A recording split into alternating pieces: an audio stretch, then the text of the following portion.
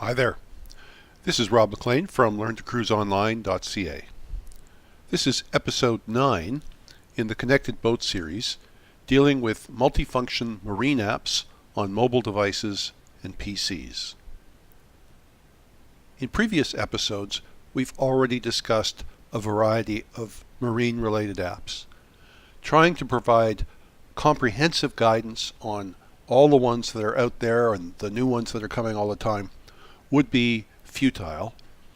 What I can do is give you a bit of a framework for evaluating apps, the way I think about them, and I can comment on ones that I'm personally familiar with. For purposes of this discussion, let's group the apps in 3 categories: navigation or charting apps that operate like a chart plotter, non-charting navigation related apps, and everything else. In looking at navigation devices and apps, the top 3 considerations from my perspective are whether they come with embedded charts, and if so, who is providing the charts, and what's the licensing model for the charts and for chart updates. If charts are purchased separately, who is distributing them, how are they distributed, what's the format, and again, what's the licensing model? And thirdly, when I look at devices and apps, I want to know if they can display any off-device data from the boat's network and or the internet, and if so, what? Before we go any further, permit me a slight digression, perhaps even a rant on digital charts. Because the more I learned about digital charts, the more I realized that we're in a world of confusion. Some countries have the capability to manage their own marine chart data and make digital charts freely available. The US, New Zealand, and about 20 other countries are in this category. Others charge high, if not exorbitant, prices, including my own country, Canada, UK, Australia, and many other countries. There are a number of recognized standards for digital charts, such as BSB 3, ENC or S57, CM93V2, and more recently encrypted variations of these standards, but some vendors use proprietary formats. Some chart plotters and apps are designed to lock you in to a particular chart vendor and use planned obsolescence to force you to upgrade on a regular basis. It's most important as a purchaser of chart-related apps to recognize that chart distributors use a variety of underlying business models, and they're all inconsistent. With some, you can buy charts once and use them forever, but there's no updates. With some, you can buy charts once and use them forever with free updates. With some, you can buy charts once and use them forever with paid updates that are less than the original cost. With some, you buy charts once, but if you want updates, you have to buy them all over again. With some, you license charts for a year or some other defined period, and to keep using them, you have to pay for another year, or they are automatically erased from your device. With some, you can buy a set of charts and load them on multiple devices and multiple types of devices. So you can load the same charts on your iPad, your iPhone, your Mac, and so on. Others restrict you to 2 devices or just 1 device. And some segment their charts by type of device. If you want the same charts on an iPhone, iPad, and Mac, you may need to buy them separately for each device. So the overall message here is caveat emptor. Before you buy an app and the related charts, make sure you understand the underlying business model so that you're not surprised later on when you are perhaps in some cases forced to buy the same charts all over again. Let's talk about some of the apps that I have personal experience with. First of all, focusing on OS X apps. These are for the Mac. The first app I used was called GPS NavX. It loads raster charts and has some overlay capabilities for instruments AIS and GRIB. The same author offers Mac ENC, a higher priced version that uses vector or ENC charts, and it's the same author that also developed the iOS app iNavX. Another app I like is Polar View from Polar Navy. It loads standard raster and vector chart formats. It was one of the first to offer a flexible way of overlaying NMEA instruments. The app is developed by, I believe, a Florida-based individual. I like the platform a lot. It doesn't always have the newest features. It does offer a free companion iPad app. Both the Mac app and the iPad app work best with free US vector and ENC charts.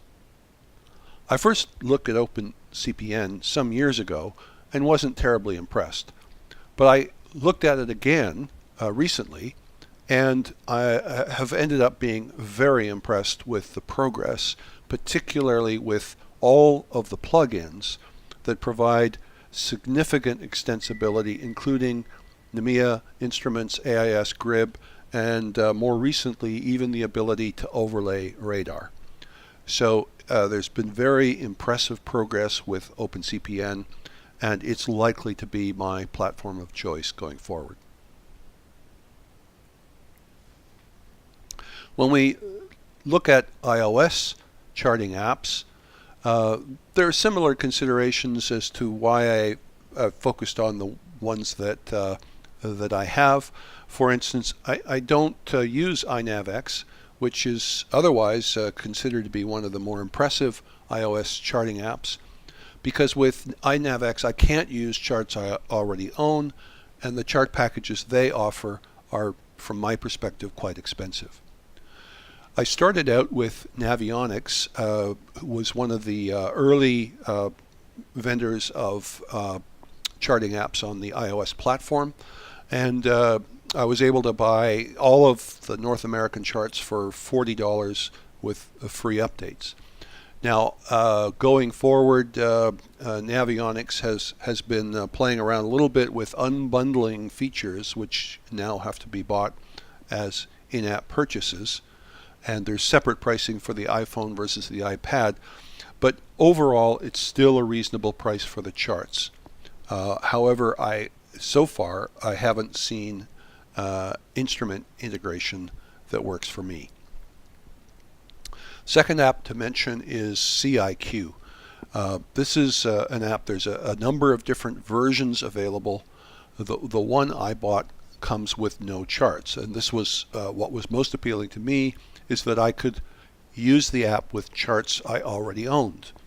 So it supports charts from all the major vendors, and it has more extensive capabilities than any other app I've used so far to display off-device NMEA data. The developer of this app is a cruising sailor, and offers a much higher priced version in the hundreds of dollars, which is targeted at ship pilots. It has very sophisticated features which are of particular interest to somebody who is a professional harbor pilot. The cruising version cost $40, but in my view, well worth it, particularly if you have charts that the app can use. This is my current app of choice for charting. Polar MX is the app I mentioned a few minutes ago, the free app from Polar Navy that supports raster and vector charts, but it's realistically only useful in the US because it has limited or no ability to upload charts other than the free US charts. An app I came across more recently is NV Charts. NV Charts is a chart vendor, and what is particularly interesting about their approach is they offer bundled chart books and chart CDs. So particularly focusing my particular interest was the Caribbean.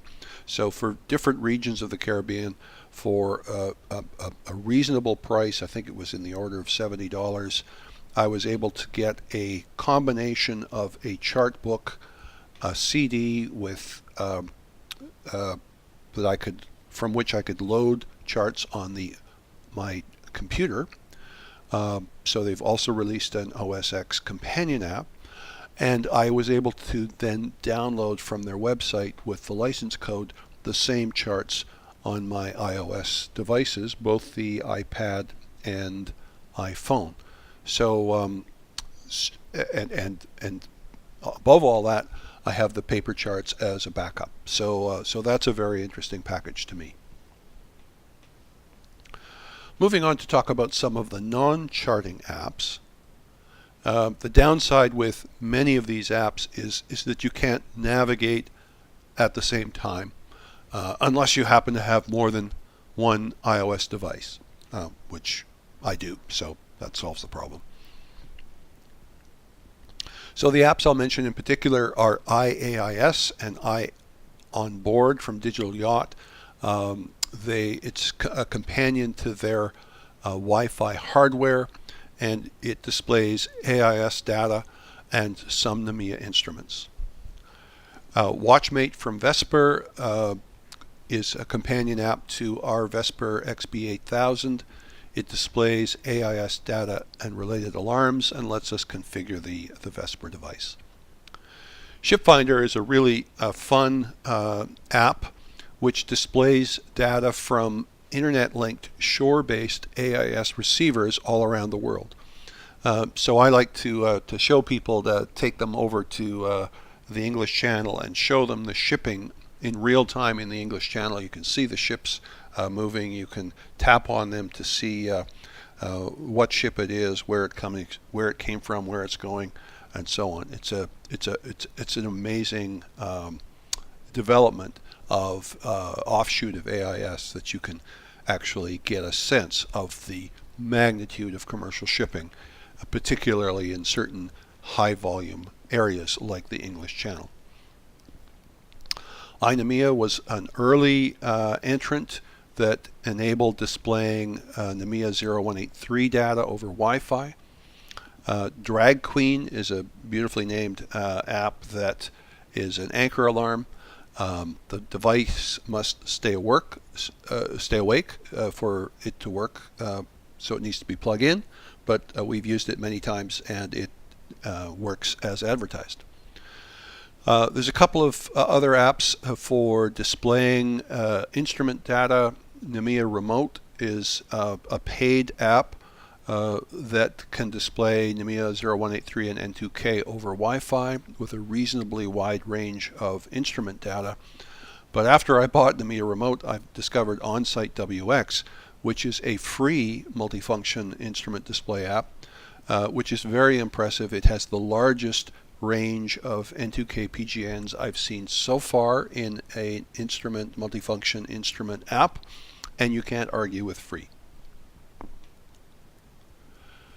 A few other noteworthy marine apps that I have on my devices. I have an app from Boat US, which could be considered the AAA or CAA of the sea. I pay about $150 a year, basically as insurance if I ever need a tow. And the app has some contact information that simplifies the process if you have to make contact with them and are in a region where you have cell data access. I came across recently a safe boating app, which is somewhat biased to the Canadian Pacific coast, but it's a great, highly useful free app with all sorts of safety-related planning and cruising information, and gives guidance on ways to contact authorities if you need different sorts of help. There are a whole variety of tide and current apps, so I won't highlight any one in particular. Similarly, there are a variety of compass apps that could provide a backup to the binnacle compass or hand-bearing compass. I mentioned iBooks here. because I've downloaded copies of all the key official publications I need for navigation, Chart 1, Tide Current tables, and so on. And I've also downloaded all of the manuals that I can get in PDF format for equipment on the boat. So a very convenient way to have all that information available, not to mention novels to read at sea. And I also mentioned iTunes Music. I've whiled away quite a few midnight watches listening to music or comedy on my device. This slide is just showing a feature of the Safe Boating app I mentioned that lets you, with simply tap of a button, send a position, email, and photo to whoever it is that you want to communicate with. So, in conclusion, there's a ton of marine-related apps out there. Have fun with your devices and apps. Try lots of them, particularly the free ones. Throw away the ones that you discover don't meet your needs. Keeps the ones you like, and in some cases, the price is worth it for some of the full-featured charting applications, particularly CIQ. Before you buy a charting app, I've emphasized that you should understand the underlying business model for the charts, and if the charts are included, what the deal is regarding updates and the ability to use the same charts on other devices. So have fun with your multifunction marine apps. This is the conclusion of this episode. See you on the next one.